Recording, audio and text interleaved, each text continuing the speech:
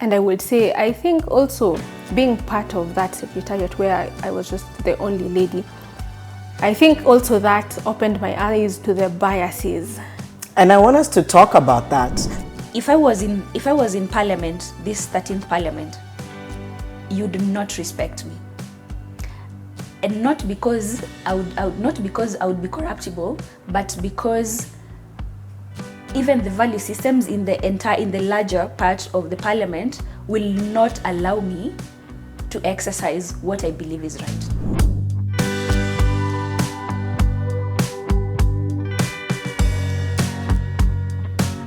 Before we listen to that conversation, I'd like to thank our hosts, Pride in Azure, which is where we're filming the next few episodes of It's Official with Janet Mbugua. We really appreciate their partnership. Their premises are spectacular. You need to come and see them for yourself and enjoy the hospitality. For me, the hospitality has been absolutely beautiful. So thank you, Pride in Azure, for your partnership. I think a lot of us are more familiar with like Sonu and that's what it is. Yes. To know, and then WOSWA is now part of the different arms.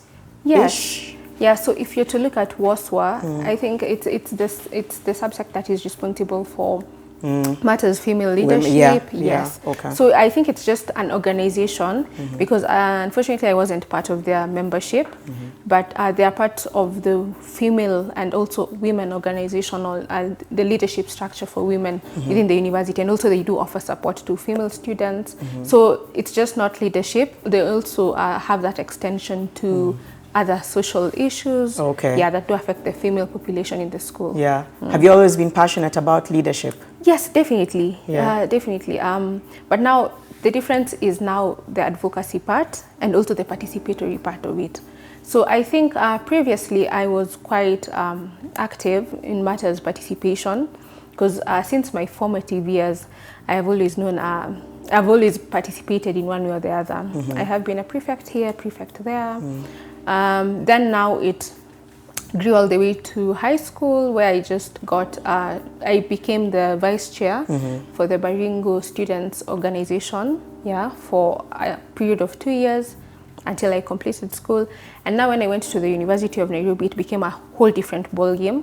So at first I was behind the scenes, so strategy, who do we need to talk to, how are we going to garner votes, what is our what are our selling points. That is what I did before now I transitioned into now vying. Actually it was a last minute thing. It was 1 week to the elections and we had a gap because of some procedural issues with the school, so we had a gap and I had to fill the gap. How did you feel about filling the gap? Were you panicking or you were like, no, it's fine, I can do this? No, initially of course there was the panicking part because I was very comfortable being behind the scenes, doing the work behind the scenes, but not really being in the spotlight, because being in the spotlight is a whole different other story.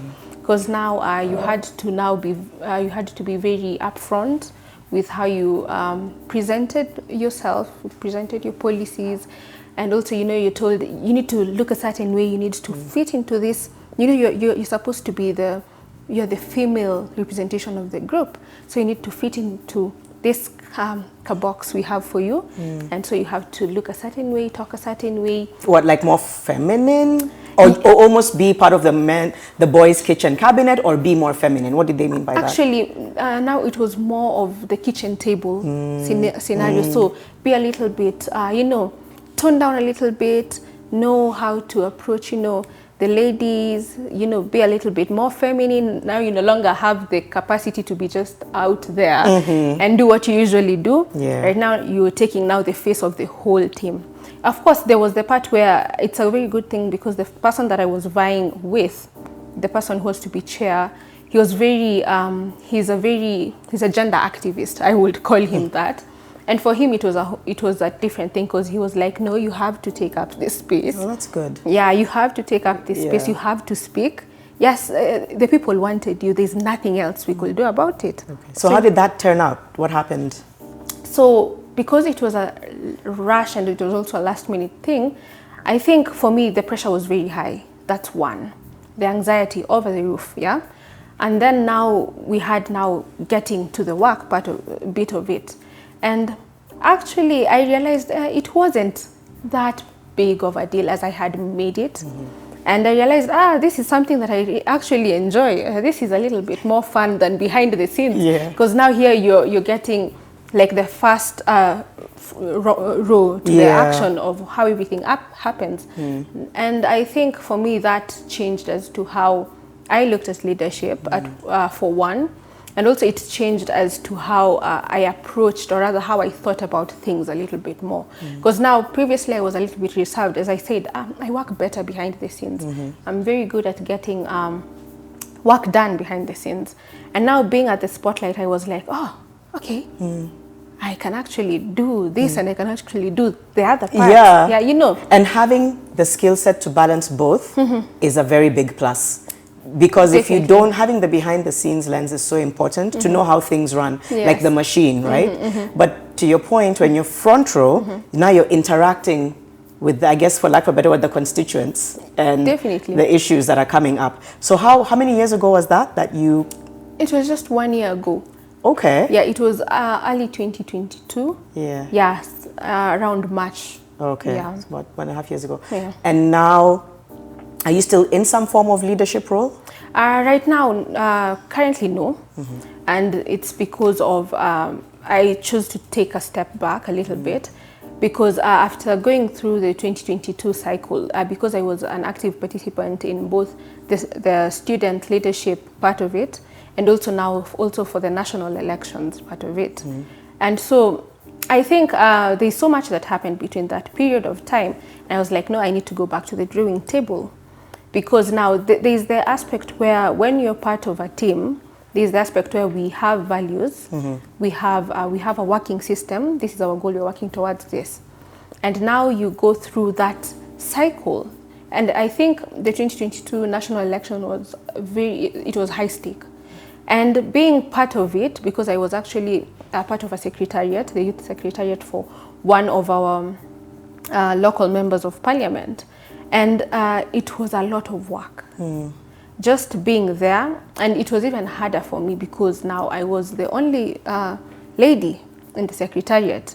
Now that is before we began forming subsects of the secretariat. And it was very tasking. And I would say, I think also being part of that secretariat where I was just the only lady, I think also that opened my eyes to the biases. And I want us to talk about that. First of all, props to you, because you've just said something important about you want to step back, probably reflect a bit more. I don't even know you, I've just met you, but you kind of seem poised for leadership. You have, you know, but I think the important thing is what you said, that sometimes you need to step back to come back in a bigger, better way. Yes. But tell us about the biases, because one of the reasons I wanted to speak to you and Melvin and a few student leaders. First of all, I reconnected with her at the Citizen Assembly, which was really put together for people to air their grievances around what was happening with the protests. And then we got into an interesting conversation about women's leadership. When I see you, when I see people like Melvin and a few of the other women I was with, there's a passion to pursue this, even to political level. Yes. To some extent, right?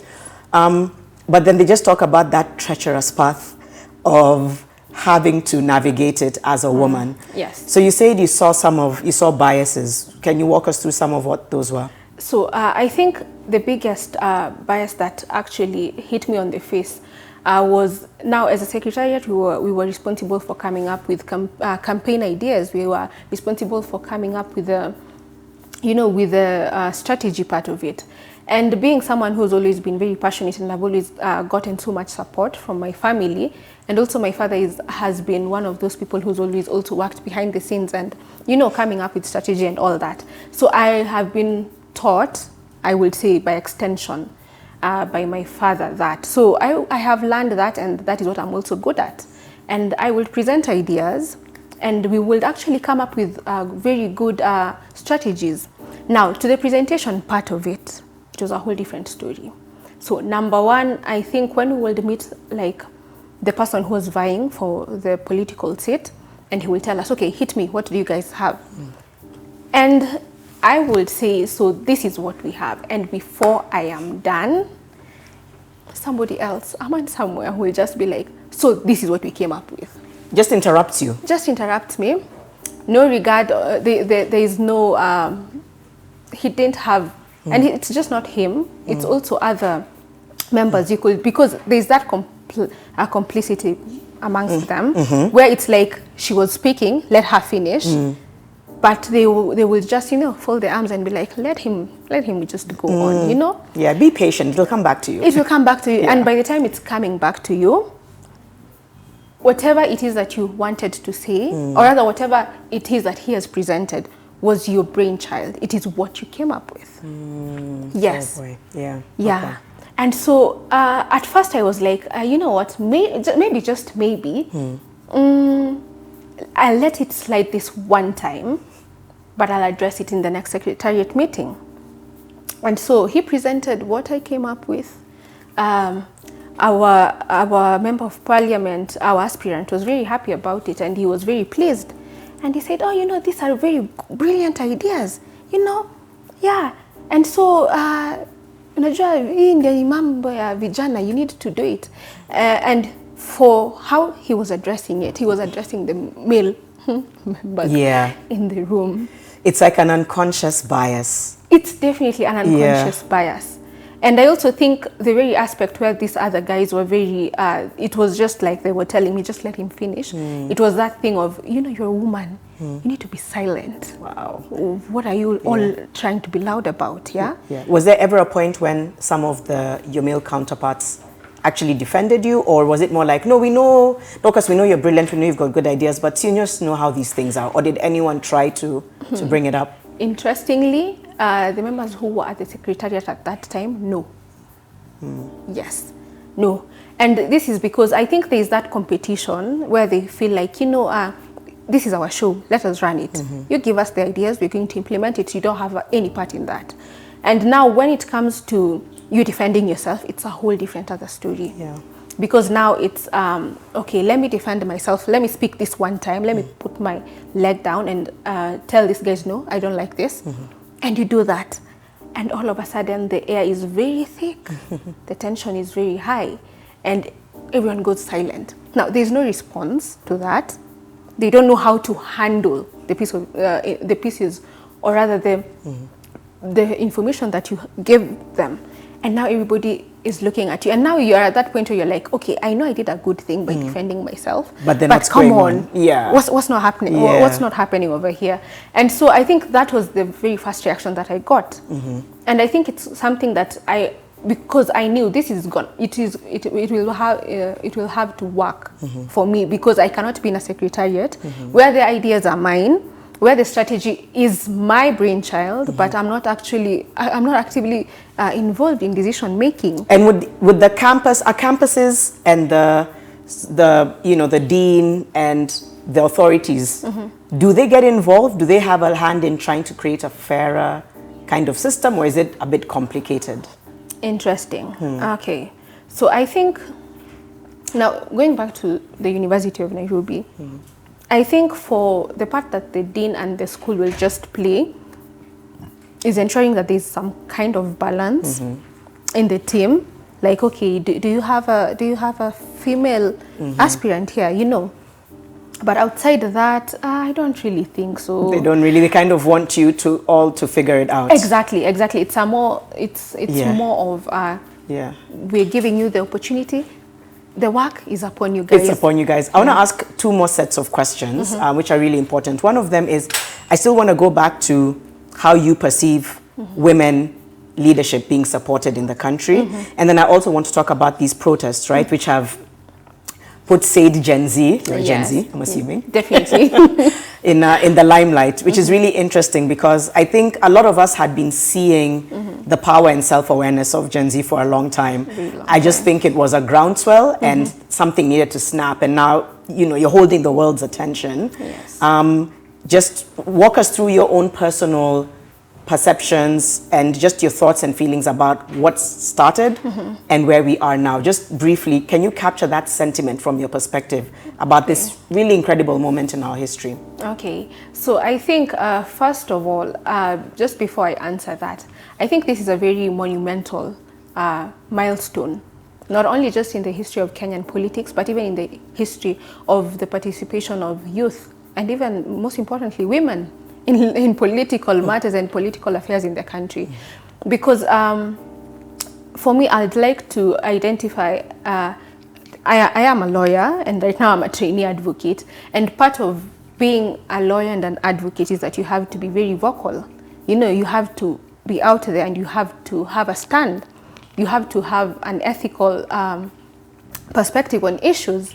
And at times you're required, like now for us, even in our training, you're told, even in client matters, it is the client's interest. You don't have any say in that. What you just do is represent. Now, coming from that now to being very vocal about the political affairs of the country and whatever has been happening in the country for the last 1 month, I think the last 1 month is just accumulation of what has been happening maybe for the last, since independence. I think it has been this is the climax right now. And for me personally, I'm very happy to be part of it and to be at the forefront where we are like, no, this is not what we want. And we're very steadfast on it. We are like, it's not working. We want accountability. Give us accountability. Don't give us stories. We want transparency. Show us the records. And so for me, I think this is a very important time in history because, first of all, I think it also amplifies the position that now women have been holding on since independence. And the thing is that, and this even goes to my personal experience. As I said, I was very comfortable being in the background. This kind of forced people to step forward. Correct. Oh, I like that. Yeah, Correct. I think it was the one time that, and not just you, by the way, Dorcas, a lot of, okay, maybe some of us have had public platforms for a while, but even then, it really forces you not just to show up, but you show up and stand on the right side of history. Correct. Because there's a difference. You could show up and it's a wasted opportunity. Correct. So I like what you said, that you were in the background, but this was one of those moments where you're like, no, we all need to show up and stand out. Yeah, so I think that coupled up now with the fire in our bellies, I think we as human beings, we are wired in a certain way and we tend to be passionate about a wide range of things because we are allowed to be many things. And one thing that one thing that was not very clear was how we are very passionate about politics and leadership. As women, as young girls, as the Gen Z, we were not very aware because I think the conversations even in the previous election cycle was, you know, we want the youth to be actively involved. It's like, and also just to bring perspective into that, there was the research that was conducted by the IEBC on matters youth apathy because the youth were not registering as voters. And so now they were like, we want you guys to be actively involved, you know, in matters governance. And I think also the conversation around the 2022 elections was that we want the youth to be active participants. Little did they know, 2 years down the line, they would be. Right. And they will come guns blazing because that is what we are here for, yeah? We want to be able to speak truth to power, and we also want to have conversations with power. But now when the power is not willing to do the bare minimum, the barest of minimum, because I think if we are asking you guys to follow the constitution, you know, I mean that's the bare minimum. Yeah. But you guys are not able to actually attain that. You're not able to follow that. Now we tell you, okay, now we are in the streets, allow us to, you know, be in the streets. You're like, no. Within our constitutional rights. No, you can't do that. But picketing has always been there before, even independence, post-independence. That is how people have always been able to articulate their issues to government. And so right now that we are in this place and we are facing this whole resistance, I think what this does, it adds more fuel to the fire. Okay. Yes. What makes you think you're a good leader? And I think we'll ask Dorcas that as well. Yeah. What makes you feel? And it's okay to self-praise. It's a free and safe space to do that. First of all, back in the day is when we were encouraged to diminish what is good about us. That was what was normalized. So when somebody says you're so talented, oh, I'm just trying. Exactly. And so I think it's okay to recognize what is the one thing that makes you feel like you're a fair leader? I think for what I realized about me is, first of all, it's never about self-interest. If you give me, whenever I'm given a position, it's not about what can I gain from this, but it's about how can I leave this place better than I found it. And also sustainability is a big part of my leadership value system. It's do I leave it better for other people, or am I going to obliterate it completely? That when others are coming, there's nothing. There's just ashes. They have to pick it up from a broken system. Yes, it's just ruins. Is it the same with you, Doc? What would you say is that leadership quality for you that makes you feel confident in the space of leadership? Mine, definitely. I think I'm more of mine is a little bit more servant, working, doing. Yeah, I am more of an individual who finds more pleasure leading people, especially in the, as I said, and I think that's something that I'm still working on, and that's why I told you I took a break from being on the forefront, because I'm very comfortable in the space where I'm able to lead by working and serving and getting my hands. Yeah, servant leadership. Servant leadership. What you've both said sums up leadership, fairness and servant leadership. Yes. Let's talk about that transition to political leadership, because I think that's when we met at the Citizen Assembly, we started this conversation, and it stayed with me because I thought to myself, I feel like it's been a recurring conversation, and you do realize, man, there must be a massive gap that is preventing women who are driven and smart, such as yourselves, to getting to the place where you can transition. First of all, are you both considering political leadership or leadership at a country level in some way? Dorcas might be like, I'm still... No, but I have an answer. Oh, okay. I do have an answer, but allow me to think how I'm going to package it, but I do have an answer. You do have an answer. Yes. For you, is it a sort of like a clear line that you feel yourself saying, I want to be in the spaces where I'm in leadership at a government level to be able to be a fair and just leader, something that we are, gravely lacking at this point? I've thought about it. After my short stint at the leadership in university, I took a break also to think and to rethink, because I saw things. I saw things, good and bad things, and you both saw things. You're both agreeing. Yes. And yeah. And I've been asking myself, is this the space I want to be in? And I decided for some time, no, I don't want to be in this space. I want to be a normal human being, you know, a civilian, like you're just, having fun and having a good time. But then I realized this is not working for me. And and I think the path I took in leadership is my destiny. And now coming back to, have I thought whether it's a clear-cut line? It is. However, I need things to change for me to occupy those spaces. If I was in Parliament, this 13th Parliament, you do not respect me, and not because I would be corruptible, but because even the value systems in the larger part of the Parliament will not allow me to exercise what I believe is right. I would be a small voice trying to speak, but I'm not heard. I'll take, for instance, Crystal Asige. Crystal is doing wonderful. Like, I love her, and I think we need her more, even in the coming years. But what is happening around her won't even allow her to be able to bring in the perspectives and the shared values and what she believes into fruition. How do we begin to make those things change? Dorcas, I'm willing to bet, I know you said you have an answer, but similar sentiments as well, right? That, yes, I want to do it, but how can I do it while those spaces don't allow room for fair leadership, for accountable leadership? So how do we begin to think about changing those spaces? I know that's a big question. And interestingly enough, it is the question of the moment, right? I think people are saying, we want all of you to go because the entire system is broken and the entire system needs a reboot. How do you even begin to reboot a system like this? So I think by us demanding that we want a overhaul of the system that is actually in place right now, we mean on all facets of it.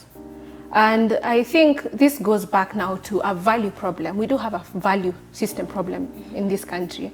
Because I think if maybe we were a little bit, we tended a little bit more to our value systems, it will be a whole different story. Because if my value system as an individual is that I don't believe in inequality, I am someone who believes in fairness, I believe in integrity, honesty, and those values are the basis of my campaign. I think the same should reflect even in how you work. And it should come to the point where if these values don't reflect in my leadership, you guys are allowed to send me home anytime that you want to do that. Yeah. And I think the person who stands out the most to me is Martha Karua. And I think that's also another problem that we also have to address. Because there's that aspect where you're like, I want to get into leadership, but the space isn't favorable, yeah? But we have Martha Karua. She entered into the space when it wasn't favorable for women. It was bad. It was bad, and that's why I don't like the name that they gave her, Iron Lady, because there's a negative connotation to that name. But I think she took up the name, she changed the narrative behind the name, and that is what we want. We want people, or rather even women, because this is now, we are centering it around women. So we want women, even as Melvin has mentioned, Crystal, her voice might be small, but it is doing the work. Because we can't wait to overhaul a whole system and be like, we will wait and we'll be ready. You know, you're going to come to a system when it is all ready. No. We want to be women who are pioneers. We want to be the next Martha Karuas, and that can't happen when we are sitting in waiting. Pause there. That is such a powerful line. It is, and I wanted to just add my voice because, by the way, we love the same person. Who's Martha Karua? She's my namesake also. Yeah. So I've been thinking about how we tell stories of women who've been in these positions and women who came before 2010. Before the 2010 Constitution. The 2010 Constitution gave us opportunities for women, you know, like inienu nganganieni. But then Martha Karua came to parliament, or came to these leadership positions at a time when no one even thought, you know, a woman could stand and vie. And she started all the way from LSK, coming to parliament. And I need us to do this. I need feminists, women political activists. I need us to write stories of these women. Adan Duale wrote about Martha Karua in his book, For the Record. And the picture that Adan Duale painted of Martha Karua is that of an angry woman. And now this woman has done so much. This woman has opened doors for so many women. But what we are seeing through these writings is a woman who was angry, a woman who's being accused of tribalism and being accused of these things. So we also need to write and document our wins. Okay. Because Martha Karua is such a wonderful example, to be honest. And Martha Karua has I think, is it 12th Parliament? She called those women flower girls, and they went, you know, they gave her hell, and they went all out saying, you know, things. But it's true. Yeah, because you have to do something. We're running out of time. Sometimes I sit with people I like you, and I'm like, why don't we have the whole day? But I do think you've said enough. You've said some really powerful things in the last 10 minutes that I feel almost complete the question of what needs to be done. You know, Dorcas, you've talked about we can pioneer. We don't need to wait until things are fixed. We can begin the process of standing up as leaders now. And then Melvin, you've spoken about rewriting the narrative. So I think that's really, really great. I mean, although I do feel like you've ended it at a really good note, and maybe it's just in a few seconds to just say the one thing that everybody needs to do to be allies in the walk for women towards leadership. What is the one ask you would have to the public? Like, listen, public, if you want to begin to be allies in drawing that path for us to occupy these spaces, the one thing I would need you guys to do is? Just to give background, I think the whole affirmative action that is meant to actually ensure that women are participating in political leadership should actually not be taken as a token. You know, here, take it, you know. Stop making noise, stop whining, that everyone will be whining, stop whining about not being included in political leadership. So I think the first step to that is actually being very serious about the seats that we're being given. It's not a favor, it's our right. We deserve those seats, yeah? And now to give background, even to affirmative action, and that is what I'm going to go back to. Because we have all these laws, we have these good laws, attractive laws, we have the Constitution, we have the Convention on Elimination of Discrimination Against Women, we have the Beijing, you know, platform of action, all towards affirmative action. But now the question now that we'll have to go back to, are those measures being implemented? And on matters being implemented, even right now, the current government that is in place, I think even when we are talking about let us overhaul the government, you know, these people go home. we need to understand that the current number of members of assembly we have is 350.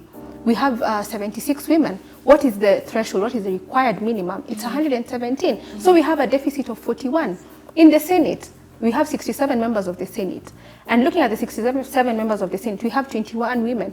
What is the 2/3 gender rule? It's 22. We need that one woman right there to fill that gap so that we can actually usher in more women. So when talking about all this, we actually can recall this government by measure of them not being implementing the 2/3 gender rule. So that can be a starting point, and that is all through women not having achieved the affirmative action or 2/3 gender rule. So I think that is where we as women can begin and also fight for our position in governance. That's a great call to action for the public. What about for you? The one thing that we can do to be allies to support women's leadership? First of all, let me just say that the system is rigged. And for us to unrig the system, we have to unshackle ourselves from tokenism. And this means that when we are going back to the election period, we need a complete overhaul of how we do our campaigns and elections. The reason you will not find women, and I mean quality women, I'm not talking about, please don't forget the 13th Parliament. They don't reflect what we want in women leadership. And how we are going to achieve that is by creating a safe space even for women of values and women who know what they want for them to come in. But we cannot come in with thugs. We cannot share the same space with robbers and murderers. So we need a complete overhaul. And this means you have to question, why am I selling my vote for a 2 kg packet of unga? It starts from there. And where we are right now, I think this is where we need to be. There is the same way we are not just applauding people for, you know, you did this and you dissolved the cabinet and then you reappointed or reshuffled. It's the same trajectory that we need to take moving forward. Okay. So we are on the right track and we need to be as vigilant as we are now, or even more. And remember, the cost of democracy is eternal vigilance. So we keep at it. The cost of democracy is eternal vigilance. Yeah. End of story. End of story. Thank you both so much. I'm very tempted to ask you to close the show. She said you wanted to be a host. Yes. Ladies and gentlemen, my fellow Kenyans, we are at a very critical point in our democracy, and this is where we need to ask ourselves, should we let the status quo stand or should we change things? What does democracy mean to you? Does democracy mean a token? Does it mean that you have to pay to get a bursary? Does democracy mean that you cannot feed your child, but you pay taxes for somebody to live in heaven? When you're done asking yourself this question, then you will know what to do. You will stop judging people who go to the streets, you will stop supporting killers and murderers, and you will join us instead.